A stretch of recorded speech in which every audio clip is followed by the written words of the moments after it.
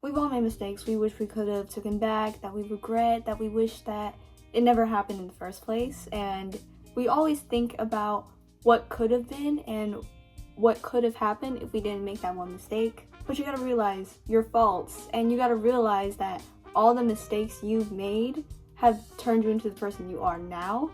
And if you didn't make those mistakes, if you didn't go through those bad things, if everything just went smoothly, then you'd be a completely different person than you are now. You might be grieving, you just might be feeling guilty, but don't live with that guilt for your whole life. Be grateful that you experienced those things so that you are alive now, you are living, thriving now because of what past you did. Sure, you made mistakes. Sure, you regret everything you've done. Maybe you wish things could have been different, but you're living in the now. You're living in your new era. So there's no point in living with guilt for your entire life. Don't let your baggage from past you shape who you are right now, because that past you isn't real anymore. First step to forgiveness in general is going through the 5 stages of grief, okay? And that sounds like a lot of bullshit. I'm not gonna lie. The 5 stages of grief, there's denial, anger, bargaining, depression, and acceptance. I think that's a little crap. Now, denial, I get denial. Anger, bargaining, depression, yeah, maybe. I really just think there's 3 stages, which is denial, depression, acceptance, or you go straight into depression, then acceptance, because there's really no point in getting angry. But that's my opinion. But what I'm trying to say is, if you are going through 5 stages of grief and you are just like feeling insecure and you're feeling low and your esteem is down in the dumps, don't be so hard on yourself. Don't push yourself. Relax, okay? Be easy on yourself. Do self-care. And what I mean by self-care is do some journaling practices, do things that you like maybe watching your favorite movie and doing things that are good for you, eating healthy, eating clean, working out, drinking a lot of water. Do things that benefit you. Do self-care. But what I'm really trying to say is the first step is to become aware that you are carrying around guilt, that you need to forgive yourself. That is the first step.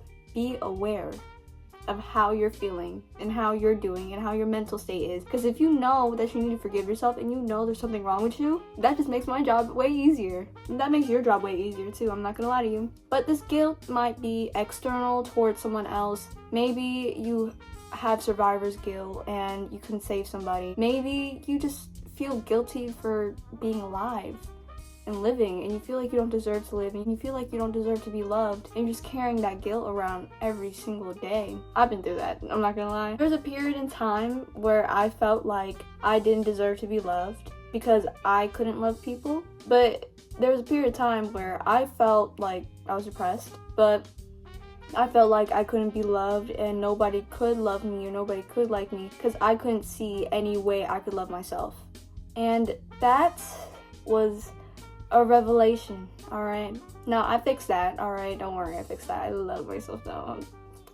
But when your self-esteem is that bad, you kind of question if you want to live or not, if you should maybe, you start thinking of scenarios where if you were to go to sleep and never wake up again, would you really be sad about it? Or if you were to jump off a cliff, if you were to jump off somewhere high, what would happen? Would you die automatically? What would happen in the afterlife? If you think about death excessively, you might have a problem. And I have a problem, okay? Because I think of death excessively because I compare things to death. Oh yeah, if I don't do this, is it worse than dying? No.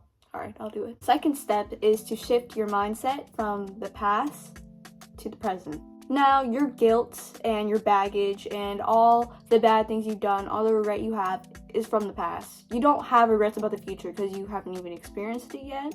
And the future is just anxiety, which you don't have anxiety about things that could happen. You're overthinking things that have already happened that you wish you could change. And if you could grab a time machine and change it, you would. But you would change yourself in the present. And maybe you don't like yourself now, but the thing is that you can always create a new reality for yourself, or not a new reality, you can always create a new version of yourself every single second of the day. Just things that change your habits, that tweak your habits, things that change fundamentally who you are. Like maybe watching shows, picking up people's personality traits, all that changes you fundamentally as a person. So you're stuck in the past and you can't move on at all. You're stuck at a stage of life that you've already experienced.